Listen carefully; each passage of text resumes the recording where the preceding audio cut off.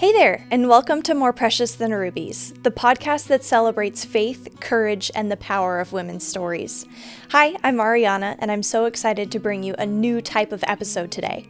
If you've been listening for a while, you know that I love sitting down with incredible women who are making an impact in their communities. But I also wanted to take the time to use my journalism background to highlight the good in the world, the stories that often don't make national headlines, but remind us that light is still shining in this world. Since I was a kid, I've always had a passion for storytelling. I remember sitting down and watching the nightly news with my family and seeing women who were global reporters who were covering these huge stories and focusing on the people that were involved in these global issues, and I wanted to be just like them. I wanted to be a journalist that could help people share their voices and their experiences. But I remember after graduating college, I went to a private Christian school, and I found that we weren't often reporting on crime. I specifically remember there were times where we were discouraged from reporting on crime stories, so I didn't get too much experience with it. But as soon as I started my contract in Yuma, Arizona, I learned so much so quickly about reporting on crime and those people's stories as well. And I just remember realizing, wow, it's hard to remember that there is light in this world. I think that's why I always found myself trying to pitch stories that were more positive, but realizing that there's so much sin and things that happen in this world that just cause for us to often go to the stories that are more negative in nature, because that's just what happens, and we need to know about those things. But the phrase, if it bleeds, it leads, always discouraged me. There were times when, if you know me, I was working with the Humane Society of Yuma, and I wanted to focus on their stories, or small businesses around the Yuma community that needed to have their stories told too. And not to say that I didn't tell those stories. I definitely had opportunities to do that, but I will say those were some of my favorite stories that I ever told. And I know for many of you out there who don't watch the news anymore because of everything that's going on out there, I know that the world can feel overwhelmingly negative, but I do want to encourage you, as a journalist who's been there are also beautiful, inspiring stories that do deserve to be told. And that's my hope. That's what this series is about.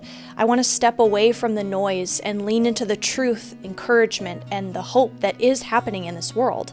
So if you're tired of rage bait and clickbait flooding your feed like I am, you're in the right place. In my past episodes, I hope that I've been clear that just like the women of the Bible, if you've listened to an episode where there was a woman that we were comparing to a woman in the Bible, we each have similarities. We're all similar in some way, and I think that that's really what humanizes us. It makes us all feel like we're seen. Back in college, when I first started my podcast, Insecurity to Identity, it was an amazing experience. I absolutely loved it. There was just something so fun about being in a room, a small room that was soundproof, and turning on a microphone and writing out my script and talking about whatever I wanted for about an hour. This new series of episodes will be similar to how I formatted Insecurity to Identity. In each episode, we'll be breaking down the good things happening in the world in a segment that I like to call What's Good. So there will generally be about 3 stories that we talk about. There will be quick stories that wouldn't normally be in national headlines, but there are just so many stories that hide behind hardworking journalists who also have the same goal as me. They want to be able to tell people stories that should get the attention that they deserve, but just because of everything else happening in the world, they often don't. So we'll be going over about 3 headlines each episode. We're also going to be shining a light on a woman who's made an impact in the world, either in history or in the Bible or in current day, in a segment that I'll call What's Her Story? And lastly, we're going to talk about something trending that's relevant to our lives in a segment that's called What's Going On? All right, let's get into it.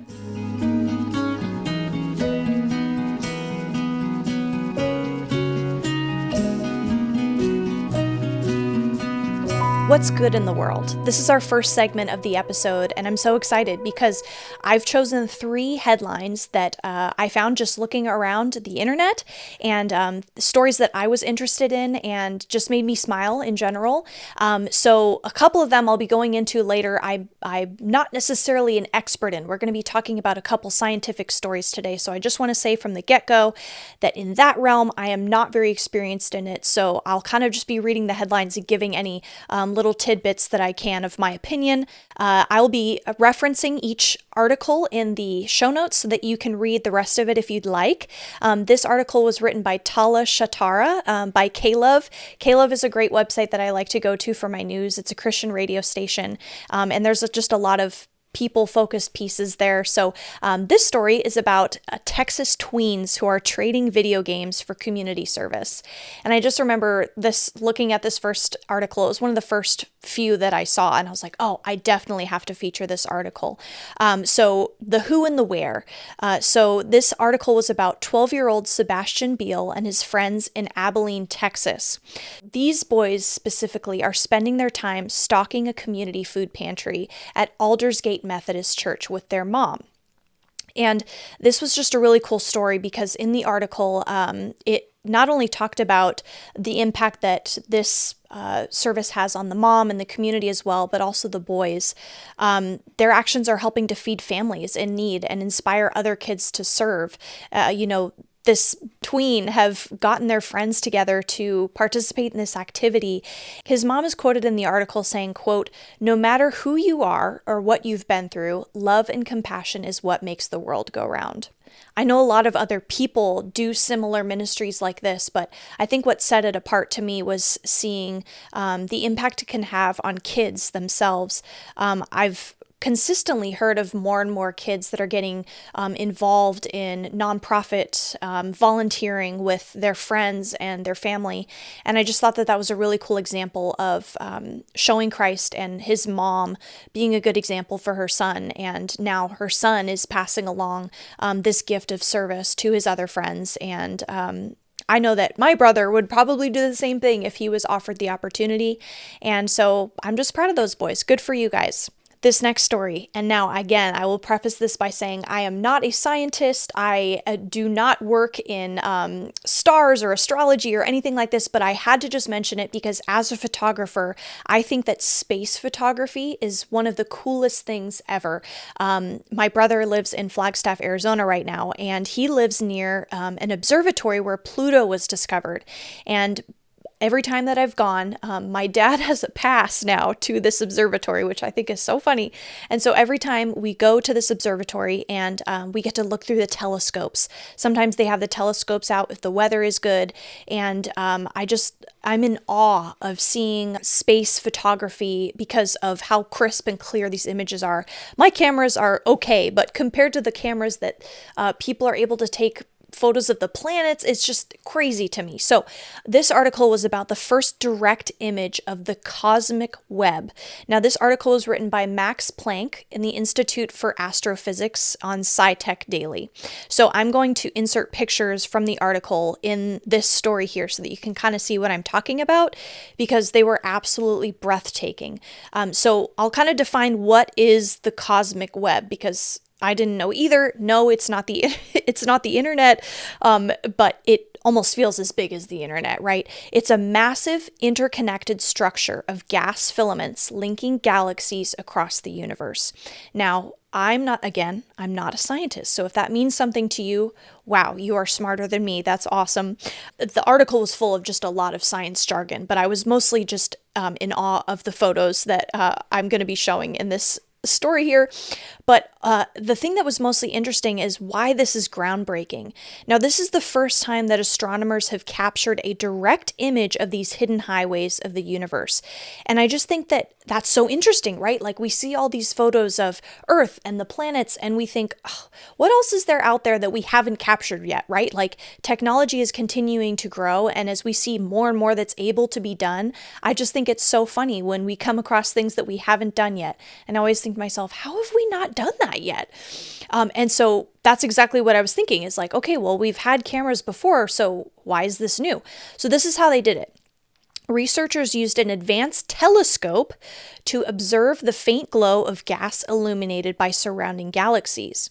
So I think that, as technology grows, so do the things that we don't normally get to play with ourselves, right? Like telescopes.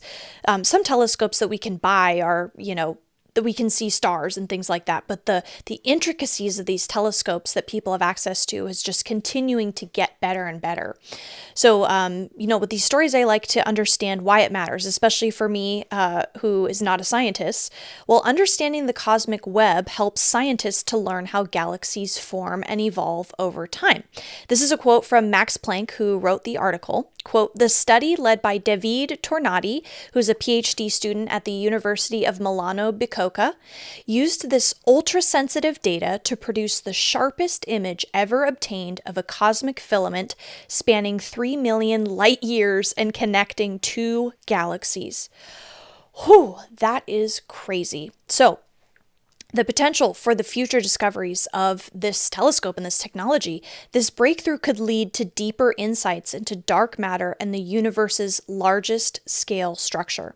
So overall, this is great. This is anytime the scientific improvement is made, it's a large step for us in humanity. Even if we don't understand it or we're not someone who gets to play with the telescope. Unfortunately, I don't get to use the telescope to take pictures or look through it and marvel at the sky. But we as people, people like you and me, we get to look at these images. And if you're a believer, you get to say, wow, this is amazing. This is what our Creator has made for us to enjoy.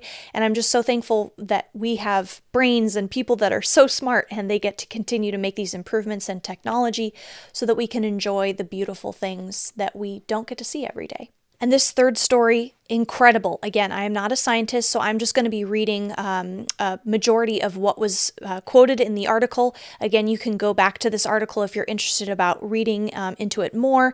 This is a new light-activated salt treatment for breast cancer. This research was led by Amir Rashanzadeh, and they're from Michigan State University, and this article is from Study Finds. So if you are anyone who's interested in science, I do want to preface that we just released an episode with my friend Christy, who is a supervisor at Thermo Fisher Scientific. So if you're interested in science and want to hear from a scientist, I would encourage you to go back and listen to her episode. I think it's so important for people to highlight scientific improvements not only by women, but also for women. So who's behind it? Again, these are researchers from Michigan State University and the University of California, Riverside. So what's new to this technology? Scientists have developed a light-activated salt treatment that specifically targets aggressive breast cancer cells. And this is how it works. The treatment uses a special salt compound that becomes active when exposed to near-infrared light. This is a quote from the author of the article. Quote, "These specialized compounds work like tiny biochemical firecrackers inside cancer cells. When exposed to near-infrared light at a specific wavelength of 850 nanometers, they generate highly reactive oxygen molecules that break down cancer cells from the inside while leaving healthy cells untouched." So this is why it's exciting to you or me, whether you know someone who has had breast cancer or you have breast cancer or are just interested in this topic, that unlike chemotherapy, this method precisely attacks cancer cells without harming the healthy tissue around it. So for something as intense as chemotherapy that is so harsh on your body, this has a potential impact that could lead to safer and more effective treatments for aggressive breast cancer. So I know that this is a sensitive topic. Again, I'm not a scientist, so I can't speak into the treatment specifically, but I just think it's so impressive to continue to see these incredibly smart people really get down to the nitty-gritty of the numbers. I mean, right, like I read 850 nanometers. Like I can't even comprehend what that looks like or the specificity and the detail that they would have had to understand in order to get that specific number. I just think it's incredibly inspiring that these scientists are making strides towards a future of healing. So I hope these stories were encouraging to you, and I just want you to know that no matter what season you're in, whether you're waiting, you're striving, you're overcoming, you are not alone. Now it's time for our second segment called What's Her Story? So as many of you may know, March is Women's History Month, a time to celebrate the trailblazing women who paved the way for us. Whether it's politics, activism, science, or everyday life, their courage and resilience continue to shape our world. So I will be linking the resources that I used in my research in the description as always, if you'd like to read more about these amazing women. So today we're shining a light on 3 incredible women from different backgrounds and cultures who fought for equality, justice, and change. And this whole month of March will be focusing on 3 different women from our history, so I hope you're ready for that. And first up today, we're going to talk about Patsy Mink, who was born in 1927. Patsy was a Japanese-American politician and Title IX advocate. She was the first woman of color who was elected to the U.S. Congress, and this is amazing, she was the first Asian American woman to run for U.S. president. She co-authored and championed Title IX that stated that, quote, "No person in the United States shall on the basis of sex be excluded from participation in, be denied the benefits of, or be subjected to discrimination under any education program or activity receiving federal financial assistance," end quote. This law transformed women's access to education and college sports. I'm sure you've heard of it before, but Patsy definitely had her share of difficulties. She had to overcome racial and gender discrimination to become a lawyer when no law firm would hire her. She advocated for gender and racial equality, affordable childcare, and bilingual education. After her death, Patsy was awarded the Presidential Medal of Freedom for her contributions to women's rights. Number 2, Wangari Maathai was born in 1940, and she was a Kenyan environmental and women's rights activist. She was the first American woman to win the Nobel Peace Prize for her work in sustainable development and women's empowerment. She founded the Green Belt movement, which has planted over 51 million trees in Kenya to combat deforestation. She advocated for democracy and women's rights despite multiple arrests and government opposition. She became the first woman in East and Central Africa to earn a PhD. She inspired global environmental movements, proving the power of grassroots activism. I remember when I was reading her article and I was reading all the awards she was given, I just saw comma after comma and I was blown away by her work. And so I really do encourage you to look into her story because it's absolutely incredible. And number 3 today is Dolores Huerta, who was born in 1930. Dolores was a Mexican-American labor and civil rights leader. She co-founded the United Farm Workers, UFW, alongside Cesar Chavez, fighting for farm workers' rights. She led strikes and negotiated labor contracts that improved conditions for thousands of workers. She fought for immigrant, Latino, and women's rights, continuing her activism into her 90s. And in 2012, she received the Presidential Medal of Freedom for her lifetime advocacy. Thank you to all the women who go before us that have done some amazing things. And so we've reached our 3rd segment for the day, What's Going On? And I've decided to choose the topic on the rise of soft living. So you might have heard of soft living if you're chronically online like I am. Most often I hear about it on TikTok.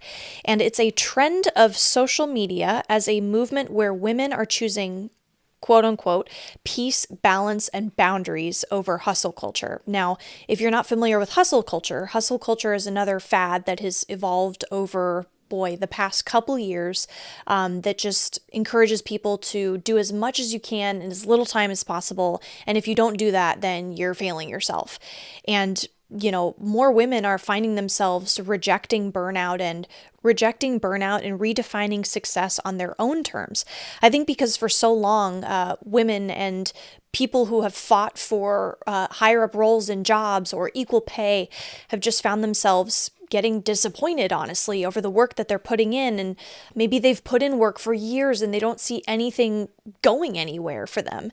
And so they're finding this life of soft living to be pretty attractive. And so soft living, whether that means slowing down or prioritizing your mental health or setting firmer boundaries in relationships and work.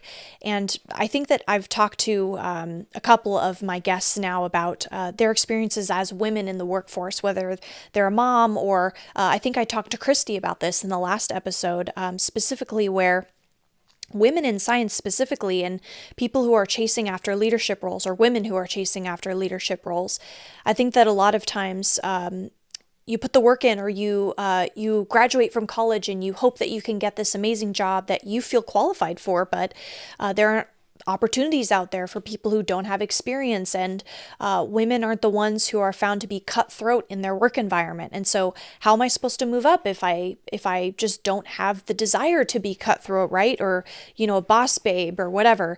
And so I think that a lot of women who are continuing to chase after a lifestyle where you can be your own boss, or work from home in a comfortable environment, and you don't have to deal with uncomfortable situations at work.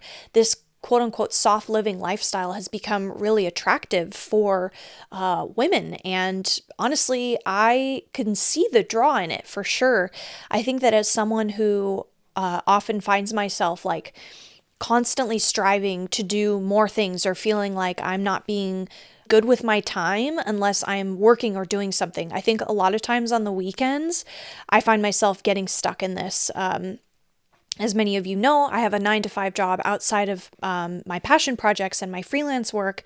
And I love my job so much, and I'm so grateful for it. And this is just a fun outlet for me. But sometimes it just feels like I'm constantly working, or sometimes I'm afraid that my friends aren't reaching out because they think that I'm busy. And granted, like, I try to do my best to reach out to my friends when I feel like I need to be in a space for community, because I often feel that where, like, on the weekends I'm doing a freelance activity, or I'm catching up on a client work, or this is something my husband notices, is that I can't just sit still and relax. I have a hard time of coming home from work.